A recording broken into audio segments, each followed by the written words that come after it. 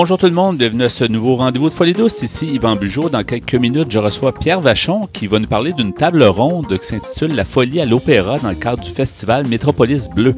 Plus tard à l'émission, à l'Espresso et à l'Espresso allongé, il sera question du Feng Shui. En début de deuxième demi, notre collaborateur Jean-François Plouffe nous parle d'une mesure sur la primauté de la personne qui a rapport avec le plan d'action en santé mentale. Alors tout ça dans le menu de Folie douce cette semaine. On commence d'abord en chanson comme à notre habitude et la chanson est de Radio Radio. Elle s'intitule My Dance Floor. Bienvenue à Folie douce.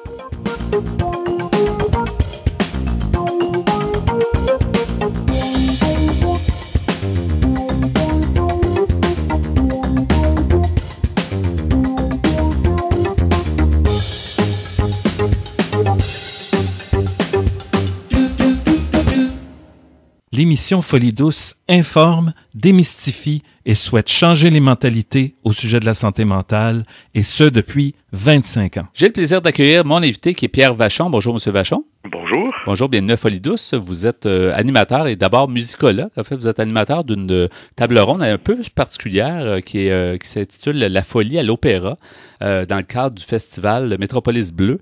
Alors, parlez-nous donc justement comment vous êtes arrivé à devenir animateur de cet événement-là.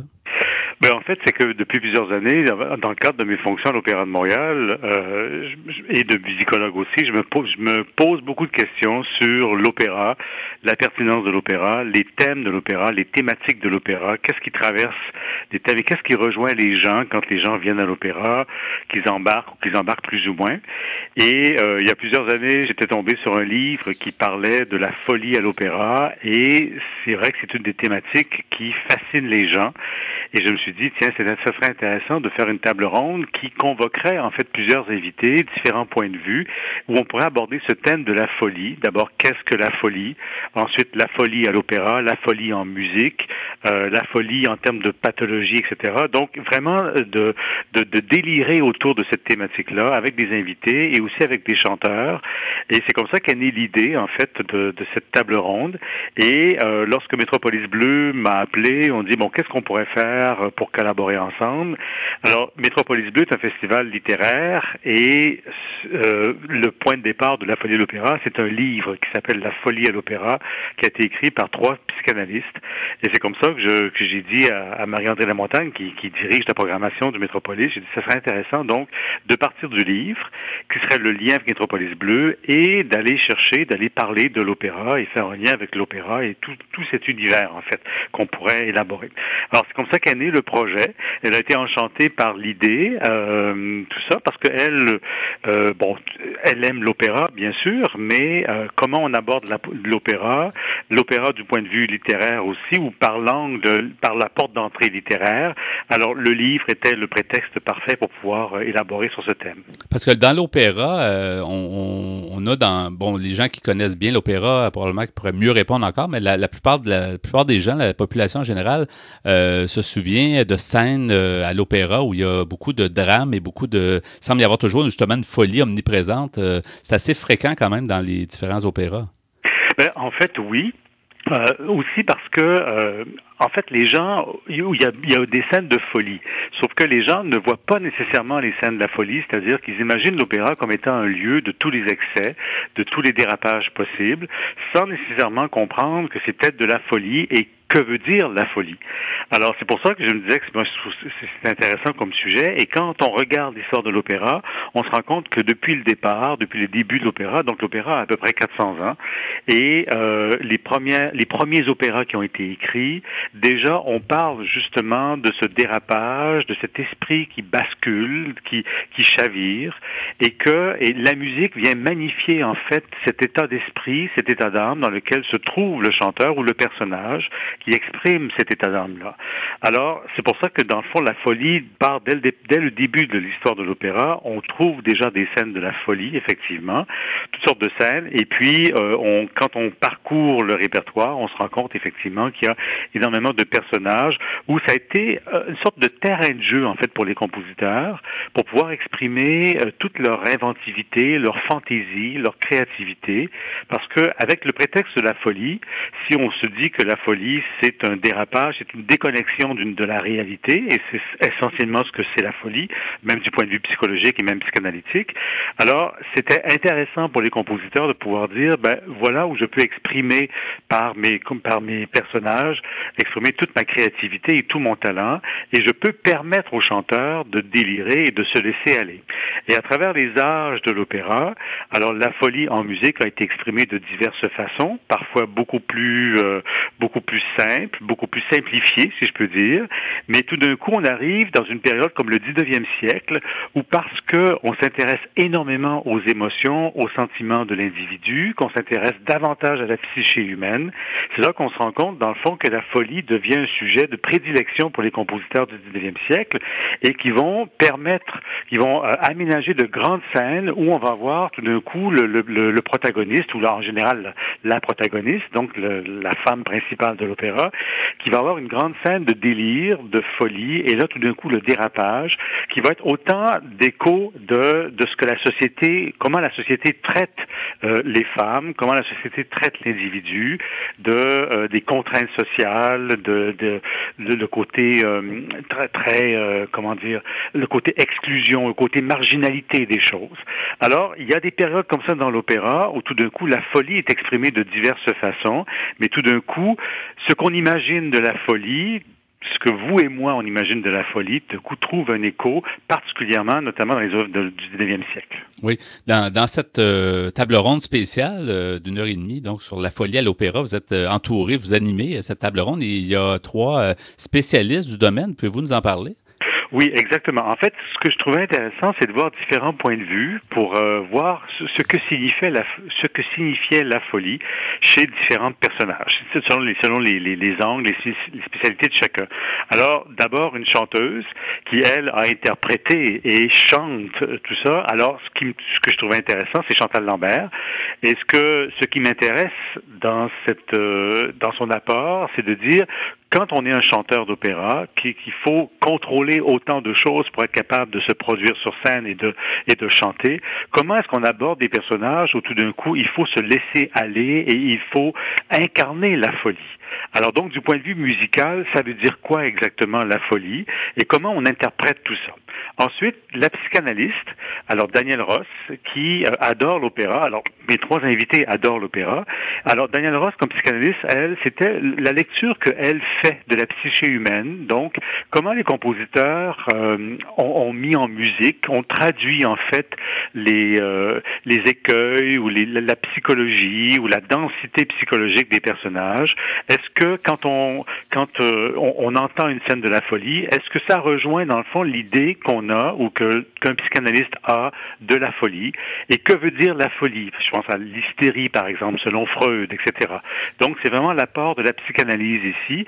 Et les travaux de la psychanalyse ont été très, très présents et ont influencé beaucoup l'opéra, surtout au tournant du XXe siècle. Alors, c'est son regard qui m'intéresse sur ce sujet-là.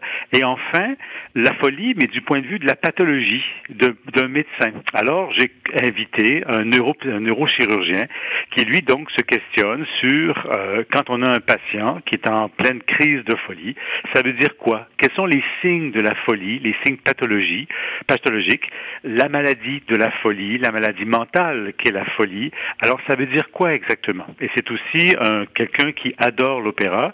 Alors, je demande aux 3 en fait, ce qui m'intéresse, c'est que chacun apporte son regard et que ces regards sont donc des regards croisés, mais en même temps complémentaires sur la folie, pour mieux saisir la folie selon différents points de vue, qu'elle soit juste fantaisie de l'âme, qu'elle soit une pathologie, qu'elle soit une sorte d'hystérie qui est mise en musique. Alors, c'est ces regards croisés-là qui sont intéressants et qui permettent de mieux saisir, en fait, l'opéra et pourquoi, à différentes étapes et époques de l'histoire de l'opéra, pourquoi on a traité la folie ainsi. Oui, M. Vachon, vous êtes musicologue, donc vous disiez tantôt vous êtes intéressé au sujet, entre autres via un livre, mais est-ce que votre perception de la santé mentale a évolué en préparant cette table ronde? En fait, oui, elle s'est assouplie, je dirais.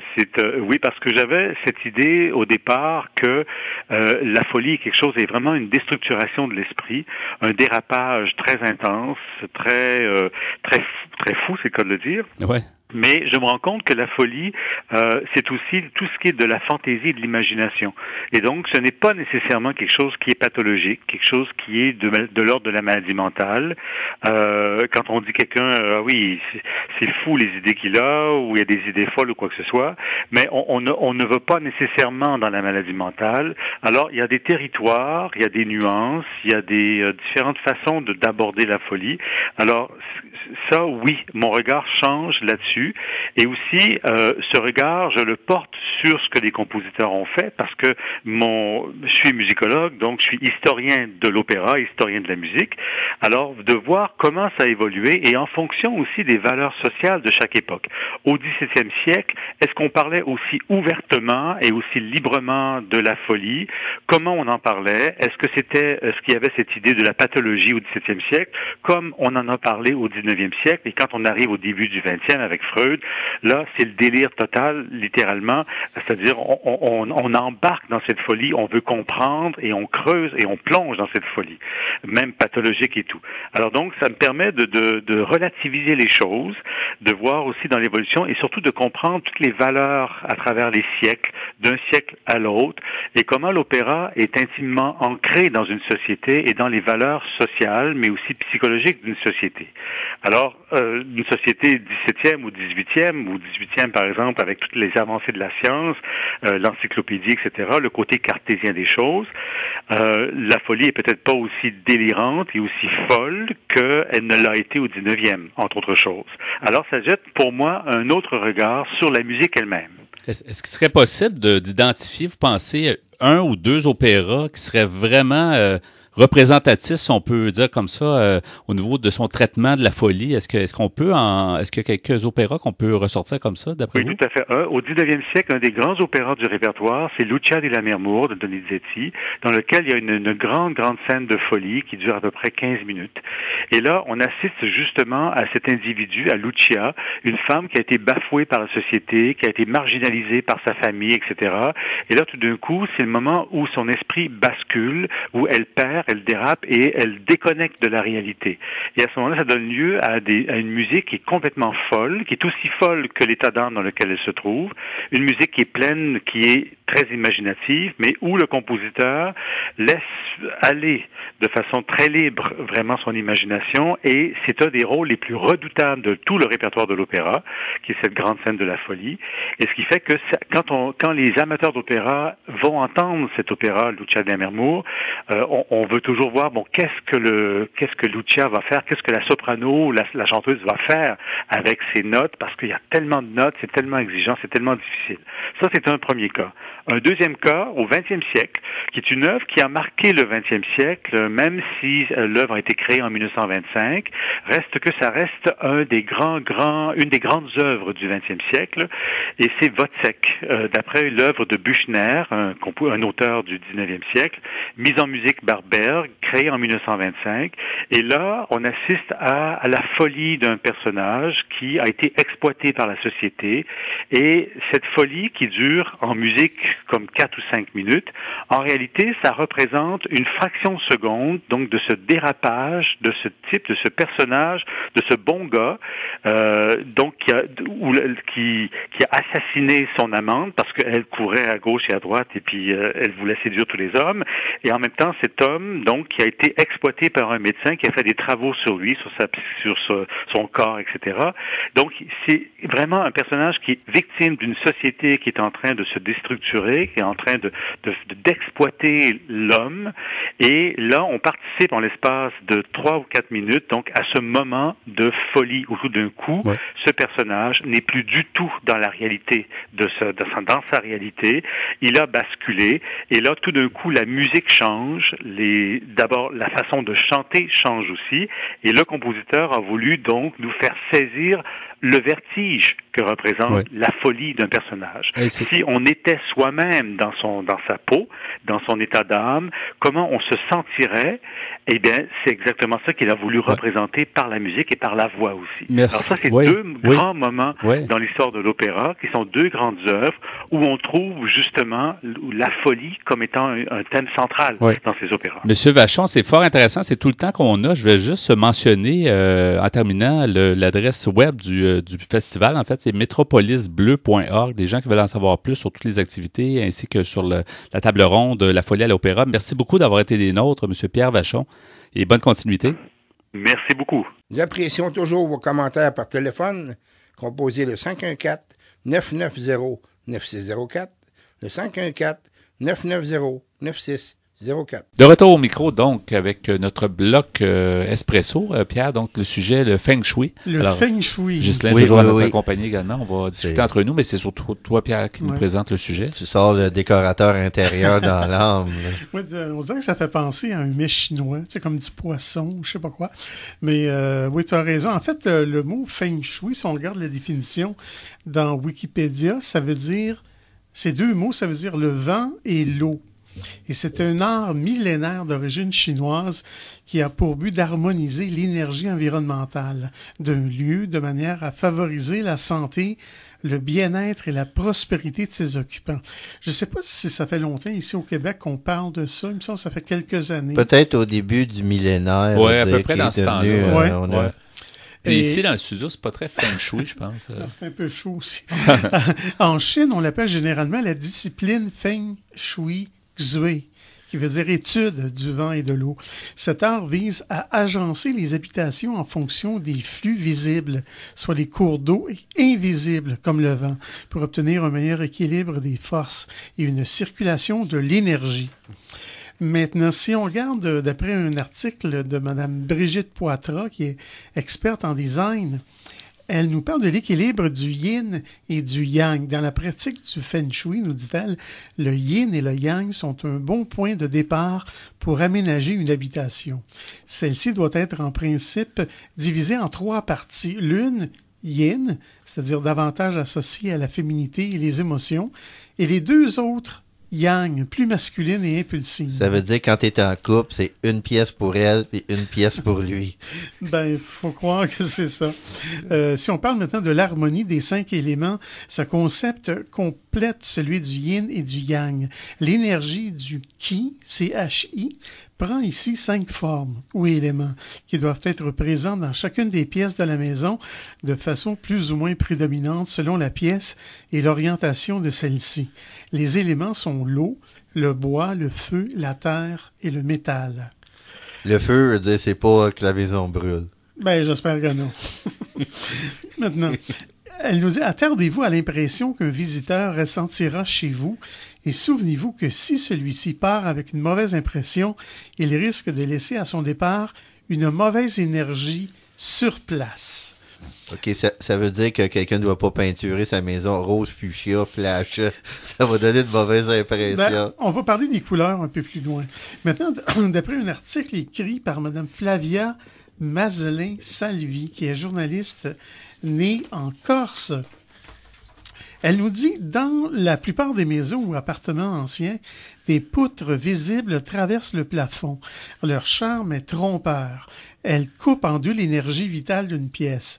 La mauvaise idée serait de placer un lit sous une poutre. Fatigue, sommeil agité et cauchemar sont au rendez-vous. L'espace sous une poutre doit rester vierge. Moi, j'en ai pas de poutre chez moi. Non. Le problème, c'est sur ça, des gens qui ont de très petits espaces. Tu peux pas faire des miracles. Non, c'est vrai. Alors, l'espace doit rester vierge. Il ne doit pas y avoir de siège ni de table. Si vos plafonds en sont truffés, vous pouvez renforcer l'énergie par des jeux de couleurs ou des jeux de matière ou suspendre un mobile. Ça fait de la poutre pour quelque chose, c'est ça? C'est ça, exactement. Ouais. Elle nous dit « Soyez vigilants avec les tableaux qui ornent vos murs. Couleurs tristes, formes agressives, atmosphère nostalgique, scènes de bataille à proscrire.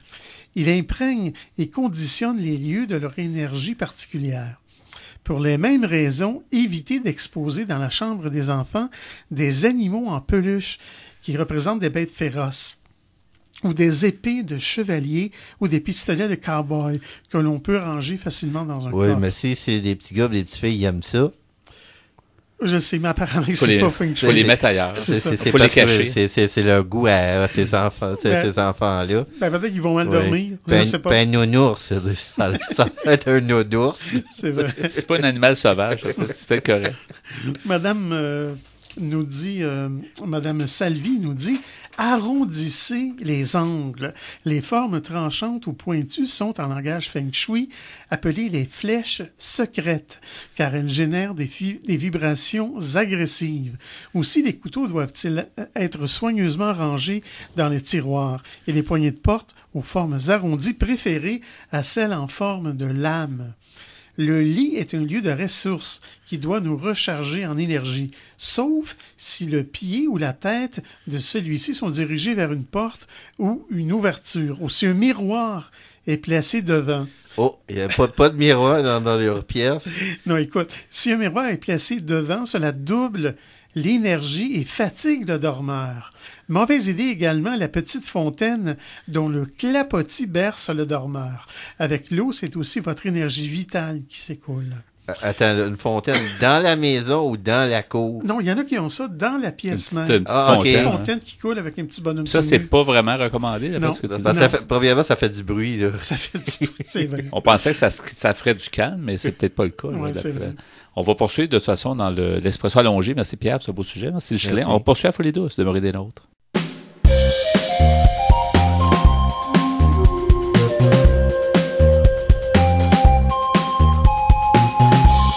À venir dans l'émission Folie douce, notre invité est Jean-François Plouffe d'Action Autonomie qui nous parle de mesures sur la primauté de la personne.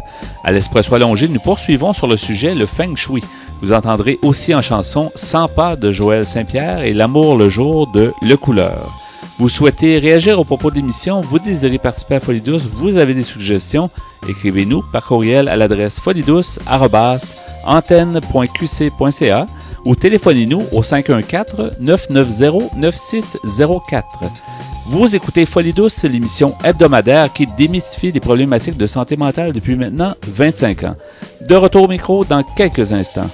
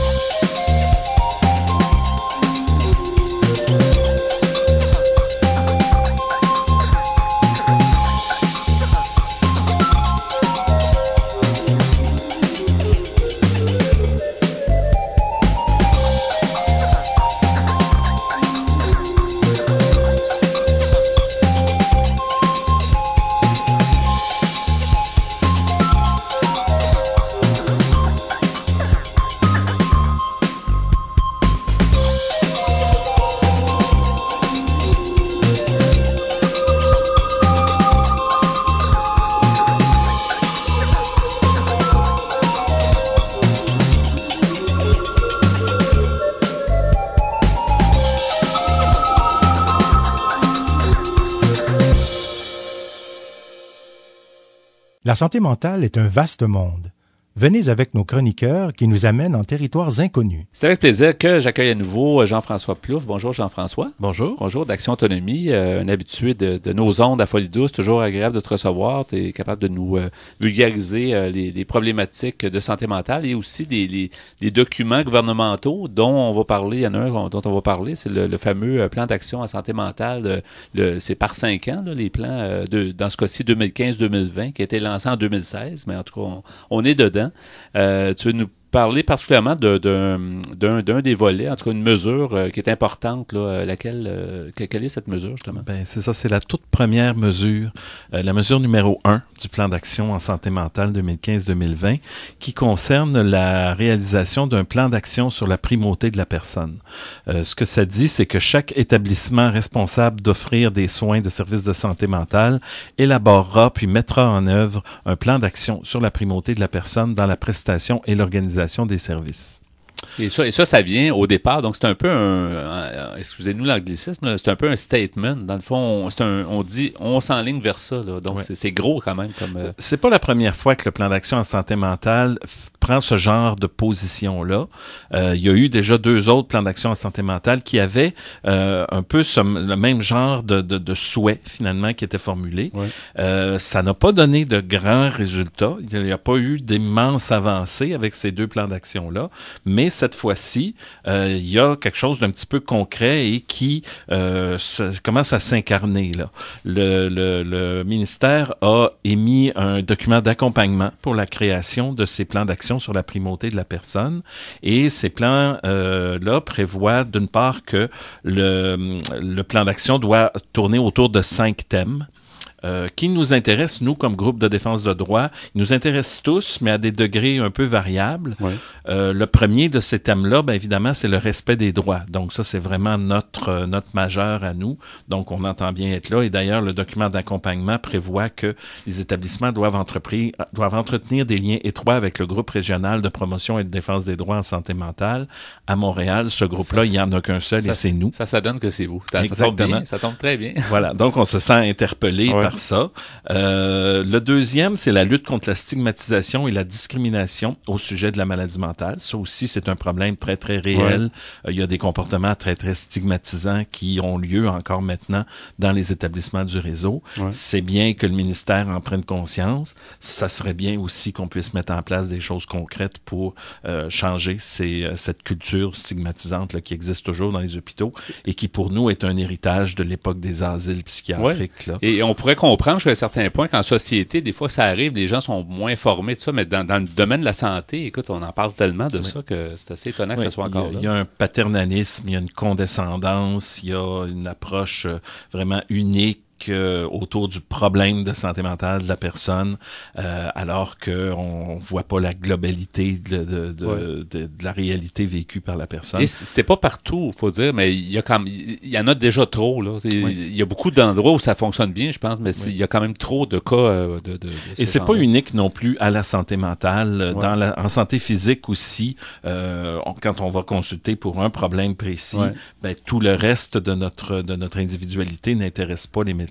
Beaucoup de gens disent ça aussi. Ouais. Donc, ça pourra éventuellement là, se généraliser à l'ensemble des soins de santé. Ouais. Ça, c'est le deuxième thème. Voilà. Le troisième, c'est la mise en place et le maintien de soins et de services axés sur le rétablissement.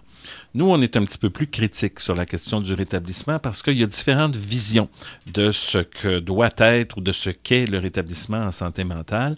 Qui dit rétablissement dit nécessairement maladie. Donc, c'est une approche vraiment très, très centrée sur les soins, sur le retour à la santé par rapport à une maladie mentale. Et nous, on n'est pas nécessairement dans cette mouvance-là. On dit qu'il y a des états mentaux qui sont variables d'une personne à l'autre et le but de l'exercice, c'est pas nécessairement de normaliser la personne. On peut prendre par exemple l'exemple de la schizophrénie. Il y a des gens qui entendent des voix. Ben la médication puis la psychiatrie traditionnelle, elle veut faire taire les voix. Mais il y a d'autres approches qui apprennent aux gens à vivre avec leur voix, à chasser les mauvaises voix, à valoriser les bonnes voix qu'ils entendent et tout ça. Donc c'est une vision qui est différente, qui n'implique pas nécessairement un rétablissement, mais bien une adaptation à l'état mental que la personne peut avoir souvent depuis de très nombreuses années. Mm-hmm. Par contre, il y a d'autres définitions du rétablissement. Alors, dans le fond, la définition du rétablissement, c'est de dire qu'il y en a plusieurs.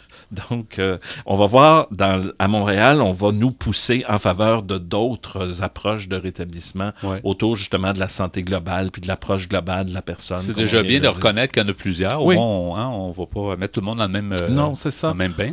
C'est ça. Mais donc, nous, on est évidemment dans une approche beaucoup moins biomédicale et beaucoup plus, je dirais, holistique là, de l'intervention en santé mentale. Donc, c'est ça qu'on va mettre de l'avant pour cette partie-là du plan d'action. Et c'est tellement important que vous soyez là. On le répète souvent, mais c'est vrai que s'il n'y a pas de, entre guillemets, chien de garde, C'est vraiment pas péjoratif la façon dont je le dis. Ça prend quelqu'un qui surveille les choses, qui est à l'affût, qui est sur la coche, puis c'est tout à votre honneur, à son autonomie. Nous, ce qu'on dit souvent, c'est que les diagnostics des personnes nous intéressent beaucoup moins que leur citoyenneté. Donc, ce qu'on a devant nous, ce sont pas des malades mentaux, ce sont pas des gens, on n'utilise pas l'expression problème de santé mentale, on parle beaucoup plus d'utilisateurs de services en santé mentale, par exemple. Donc, ce sont des citoyens qui se prévalent de services et il faut les traiter comme tels, comme des citoyens qui ont droit à une certaine qualité de service et à des services adaptés à leurs besoins. Et les mots sont importants. Les gens vont dire, c'est-tu si important? Oui, c'est si important. C'est juste une façon, on répète toujours les mêmes choses, puis quand on le dit différemment, on va percevoir. La réalité change. Effectivement. Oui. Non, c'était... Le quatrième volet, c'est la reconnaissance et le soutien de l'implication des membres de l'entourage. Ça non plus, on n'est pas contre, mais il faut que ça se fasse en ayant comme première priorité la personne utilisatrice de service. Parce qu'il y a des cas, il faut se le dire, où l'entourage ou la famille ou son entourage de travail ou n'importe quoi fait en sorte que l'état de santé mentale de la personne se dégrade plutôt que de s'améliorer. Ouais. Donc, il y a des gens qui sont la cause de problèmes et ces personnes-là, des fois, veulent s'ingérer un petit peu dans le traitement de la personne. Il faut être prudent, il faut faire attention et prendre les intérêts de la personne en premier et par la suite répondre aux besoins légitimes dans beaucoup de cas des gens de l'entourage. Oui, effectivement. La cinquième, c'est un petit peu ironique. C'est la participation active des personnes utilisatrices de services et des membres de l'entourage à la planification et à l'organisation des services. Je dis que c'est ironique parce que la récente réforme des services de santé et des services sociaux a eu pour effet justement d'éloigner la prise de décision qui avait déjà été plus près avant des réformes précédentes et s'éloignait de plus en plus, mais celle-là a vraiment concentré entre les mains du ministre l'essentiel de la prise de décision autour des soins de santé, des services de santé et des services sociaux. Donc là, dans son plan d'action en santé mentale et dans son plan d'action sur la primauté de la personne, le ministre dit à ces établissements, vous allez trouver des moyens pour faire en sorte que les gens puissent participer activement à des services que, de toute façon, nous, on a décidé qu'on contrôlait à peu près à 100%. Oui. Est-ce que, justement, ça, c'est les 5 thèmes, justement, quand on parle de la primauté de la personne, la première mesure du plan, mais j'aimerais savoir le plan, tu sais, quand on l'avait lancé, on avait demandé des commentaires de plusieurs personnes, dont les tiennes, de Action Autonomie. Après avoir pris un recul, est-ce qu'on a découvert autre chose ou c'est assez fidèle à ce que vous aviez comme opinion sur le PASM au départ? Nous, on était évidemment plus intéressés par le premier chapitre, justement, sur la promotion des droits et tout ça. Donc, on est quand même satisfait de voir que tranquillement, les choses commencent à avancer. On constate dans nos démarches avec les 5 CIUS montréalais que l'état d'avancement est variable d'un endroit à l'autre. Il y a des endroits où on est plus avancé que d'autres dans la mise en place de ce plan d'action en santé mentale en général, puis dans le plan d'action sur la primauté de la personne en particulier. Mais quand même, on sent en général une réelle volonté de la part des gestionnaires de favoriser la primauté, de favoriser le respect des droits et peut-être même de changer certaines pratiques. On reconnaît à tout le moins en théorie qu'il y a un problème. Maintenant, est-ce que le défi qu'on a, c'est de faire en sorte qu'ils soient intéressés à s'y attaquer en pratique et à amener de vrais changements? Jusqu'à maintenant, c'est ça qui s'est pas fait. Un des doutes, c'était un peu ça, d'avoir les 5 CIUS de différentes régions. Est-ce qu'on se disait toujours, est-ce que les 5 vont pouvoir un peu marcher dans la même direction ou avancer, puis ça semble être pas si mal. Mais en l'occurrence, sur cette question-là, le dénominateur commun aux 5 CIUS, c'est nous. C'est le groupe de défense de droit montréalais avec qui ils vont être tous en contact et nous, on va faire pression sur chacun d'entre eux pour faire en sorte que ça avance réellement puis que ça amène des résultats réels. Donc, on trouve quand même qu'il y a là une opportunité intéressante parce que c'est toujours difficile pour un organisme communautaire d'aller parler d'égal à égal avec un chef de programme ou avec une direction en l'occurrence, de services de santé mentale et de dépendance. Donc, et là, on nous reçoit parce que le ministre dans ses directives dit de nous recevoir. Puis après ça, c'est à nous de créer des liens avec eux puis de proposer des choses intéressantes. Et jusqu'à maintenant, comme je dis, il y a une certaine ouverture. Est-ce que ça va se traduire par des actes et par des changements réels? Le défi est là. Oui, rendu maintenant où on est, donc les objectifs ou votre objectif comme Action Autonomie comme étant justement là pour la défense des droits. Et, un des objectifs principaux, c'est très simple, c'est le respect des lois en vigueur. J'ai parlé récemment de notre recherche qu'on a faite sur la loi P38 qui permet les gardes en établissement. On a identifié des problèmes très, très graves qui vont en s'aggravant d'année en année. Nous, on a fait savoir à ces gestionnaires-là, qui sont notamment des gestionnaires d'hôpitaux psychiatriques, que leurs médecins ne respectent pas, bafouent la loi quotidiennement et sont de façon complètement impunie, avec la complicité, en quelque part, des tribunaux. Et donc, on se dit, nous, en quelque part, il va falloir que les décideurs prennent fait et cause pour les personnes et fassent en sorte que, ne serait-ce que sur cet aspect-là, il y ait des avancées réelles puis qu'on respecte la loi. L'autre aspect, ça peut aussi être les conditions d'hospitalisation. Ce qu'on parlait tout à l'heure, toute la stigmatisation qu'il y a encore de nos jours là-dedans, il faut que ça change. Il faut qu'on traite les gens comme des citoyens et non pas comme des enfants, ce qui est très souvent le cas. Il faut qu'on leur donne un environnement propice à leur rétablissement et non pas un environnement de type carcéral comme ça existe à beaucoup d'endroits encore maintenant. Donc, les défis sont là. C'est certain que ça se fera pas du jour au lendemain, mais ce qu'on espère, nous, c'est que dans 5 ans, quand on refera une autre étude sur l'application de la loi P38, on puisse dire, à partir de 2017, 2018, 2019, ça s'est mis à aller un peu mieux. Donc ça serait vraiment un indicateur d'une certaine forme de réussite du plan d'action. Il reste environ une minute, mais avant de donner les coordonnées d'Action Autonomie, est-ce que le plan, le fait qu'il a été lancé 1 an plus tard, est-ce qu'on se rend compte que ça va peut-être, on va manquer de temps, ou si on va juste l'extensionner, au lieu que ça soit un 2015-2020, on va juste déborder? Là? Par rapport au plan d'action sur la primauté de la personne, nous, on pense que on fait le pari que les travaux vont être avancés, la mise en œuvre va être amorcée, et on pense bien que ça va du moins, on va faire pression de façon intense pour que ça se poursuive, puis que ça s'arrête pas parce que la fin du plan d'action sera arrivée. De toute façon, on espère qu'on n'attendra pas comme la dernière fois 5 ans avant d'en faire un autre. Parce que dans le fond, on perd 10 ans. Là. C'est ça, exactement. Merci. Donc, nous, on pense que ça devrait... on va essayer de donner l'impulsion pour que ça se poursuive. Ouais, merci beaucoup, Jean-François Plouffe. Donc, les coordonnées en terminant, puis Toujours le www.actionautonomie.qc.ca. Au téléphone, c'est le 514-525-5060. Merci beaucoup et bonne continuité. Merci à vous. À une prochaine. Vous voulez mieux nous connaître et communiquer avec nous? Visitez notre site Internet au www.antenne.qc.ca. Antenne.qc.ca. Nous voici donc rendus à notre bloc Espresso allongé. Alors, on poursuit sur le sujet entamé, le Feng Shui. On a appris plusieurs affaires, plusieurs façons de voir les choses. Moi, je croyais, entre autres, que l'eau était bénéfique, mais c'est pas toujours le cas. Pierre, tu me disais. Puis les objets contondants, toujours cachés. Oui, ça a l'air que ça nuit à l'écoulement, à la fluidité du ki. Oui, puis il faut pas que tu aies une collection de sable chez vous. Non, ça c'est... T'as la cache dans le placard. Alors, je continue ma lecture selon l'article de Mme Salvi.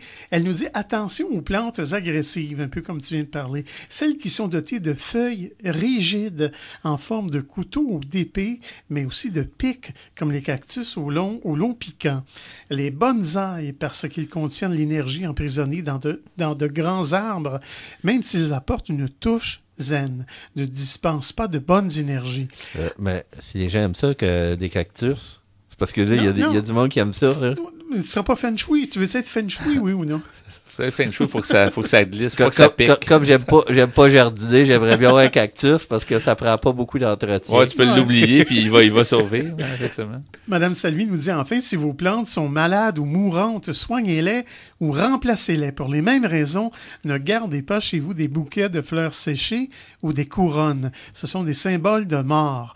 Et pour bénéficier des vertus des plantes d'intérieur, placez-les à l'endroit sud-est de l'habitation qui symbolise la prospérité. Madame Salvi nous dit « Jetez ou remplacez la vaisselle ébréchée, les casseroles bosselées, les ustensiles rafistolés ou les robots ménagers en panne. Ils bloquent l'énergie vitale de votre intérieur. » Ça coûterait cher. Il y a beaucoup de monde qui n'est pas Feng Shui, finalement. Avez-vous beaucoup d'ustensiles bossés? Ça se peut. Ouais. Mes assiettes sont pas toutes parfaites. Là. T'es pas Feng Shui? Non, pas partout. Non, Je ne suis pas encore. En tout cas, elle nous dit aussi, changez vos rideaux rayés. Les rayures sont des barreaux symboliques. Ils nous emprisonnent et font obstacle au qui vient de l'extérieur. Aux rideaux lourds et sombres, préférez des tissus légers et lumineux. Pensez à bien éteindre vos appareils électriques, comme la télé, l'ordinateur, la chaîne Hi-Fi, etc., dont les ondes yang perturbent la circulation du ki. Ça, c'est, comme j'ai dit, c'est l'énergie vitale qui doit circuler librement. Ce n'est pas simplement un geste de courtoisie, écoutez bien ça les gars, mais baisser le siège des toilettes évite une importante déperdition de ki dans la maison. OK. Étiez-vous au courant de ça? Ouais. Là, de qui, pas de QI. C'est pas pratique, c'est pour une pauvre madame qui a 4 garçons. Voilà. On nous dit respecter l'équilibre yin-yang. Le yang symbolise l'agir, le yin, qui est plus femelle, le lâcher-prise pour qu'il y ait harmonie. Un équilibre entre les deux principes est nécessaire. Les formes et les matériaux sont yin ou yang. De leur choix et mariage dépend la qualité énergétique d'une pièce. Les matériaux, c'est-à-dire les matières dures ou lisses et brillantes comme le verre, l'acier et le marbre, sont yang. Les matières lourdes comme le bois, les étoffes épaisses, etc. sont yin. Les formes, c'est-à-dire les courbes, sont yin, excepté le cercle, tandis que les droites sont yang. Idéalement, nos lieux d'habitation devraient bénéficier d'une généreuse lumière naturelle, grande pourvoyeuse de ki, CHI. Elle doit littéralement envahir tout notre espace vital pour le dynamiser. Mais souvent, construction en vis-à-vis ou arbres viennent lui faire barrage. Le Feng Shui préconise quelques leurres qui compensent facilement ce déficit énergétique. Si votre domicile est sombre, veuillez à laisser dans au moins une des 2 pièces les lumières éclairées. En dotant vos lampes d'ampoule basse tension, vous ferez le plein d'énergie tout en restant écologiquement correct. Oui, puis c'est pas mal feng shui. Souvent, le soir, on dit t'allumes les lumières pour que les voleurs croient qu'il y a quelqu'un chez vous. C'est feng shui. C'est pas bien feng shui quand quelqu'un vole chez vous. Tout le... Non, je suis d'accord avec toi. Dans les pièces qui ne vibrent pas, c'est-à-dire peu éclairées, dotées d'un plafond un peu bas ou encombrées, pensez pour renforcer l'effet lumineux à ajouter des touches de couleur, comme avec des coussins, des canapés, des poufs. Vous pouvez aussi remonter l'énergie d'une pièce en y diffusant de la musique calmante. Maintenant, je vais vous parler de couleurs. Les humeurs des couleurs. Les couleurs sont yin ou yang. Il faut donc veiller à leur équilibre dans chaque pièce de la maison en tenant compte de leur énergie dominante. Si une pièce est trop yin ou trop yang, utilisez-les pour la rééquilibrer. Les couleurs ont aussi une symbolique propre qu'il est important de connaître pour éviter les mélanges malheureux. Par exemple, la couleur orange, c'est yang, c'est de l'énergie rayonnante, enthousiasme, curiosité, favorise les changements de cycle. Le rouge, yang aussi, énergie de l'action concrète, sensualité, ardeur, favorise les échanges passionnés. Le jaune, yang aussi, énergie du renouveau, transformation, libération, favorise le travail intellectuel. Le vert, cette fois, c'est yin, énergie de sérénité, quiétude, abondance, favorise les initiatives justes. Bleu, yin aussi, énergie spirituelle, sérénité, intuition. Et finalement, le marron est yin aussi, énergie d'ancrage, confort et sécurité. Et en terminant, je vais vous donner les coordonnées si vous voulez en savoir plus sur le Feng Shui. Il existe, c'est basé à Saint-Jean-sur-Richelieu. Ça s'appelle le Centre d'excellence de Feng Shui. C'est au 201 chemin Saint-Louis. Je vous donne le numéro de téléphone sans frais. C'est le 1-877-676-3034. 1-877-676-3034. Merci beaucoup pour ce sujet, Pierre. Merci, Ghislain, pour ta participation. Merci. Le Feng Shui à Folie Douce. Folie Douce est disponible pour écoute sur YouTube. Cliquez le lien sur notre site web antenne.qc.ca. En conclusion de ce rendez-vous de Folie Douce cette semaine, on va y aller avec la nomenclature des chansons, comme à notre habitude. Alors, Ghislain Malo, on va y aller ensemble. On écoutait en début d'émission My Dance Floor. De Radio. On écoutait Palermo Hollywood. De Benjamin Biolay. Oui, et dans la deuxième demi, on a pu entendre Sans pas. Oui, de Joël Saint-Pierre. Et à l'instant, L'amour le jour. Du groupe Le Couleur. Merci beaucoup pour votre choix musical Merci. à toi et à Pierre. Merci Pierre pour la mise en onde de l'émission. Merci beaucoup. Ben oui, et merci aussi pour ton sujet, le Feng Shui, qu'on a pu en... Est-ce que ça vous donne le goût d'être Feng Shui? Ça dépend. Je pense pas que je suis capable. On n'est pas tous faits pour ça, mais en tout cas, ça peut être intéressant. La vaisselle est pas mal bossée, moi, en tout cas. Ah, oui, puis mes chaudrons aussi, là. Et je remercie notre invité en début d'émission, Pierre Vachon, qui nous a parlé de sa table ronde, en fait, la folie à l'opéra dans le cadre du festival Métropolis Bleu. Il me disait d'ailleurs à micro fermé qu'il va y avoir des interprètes sur place, donc qui vont interpréter des extraits, alors c'est très intéressant. On remercie notre collaborateur Jean-François Plouffe, qui nous a parlé pour sa part de mesures sur la primauté de la personne. Alors tout ça dans le menu de Folie Douce, c'est Yvan Bugeaud à l'animation. Bonne semaine à tous et à la prochaine Folie Douce. Au revoir.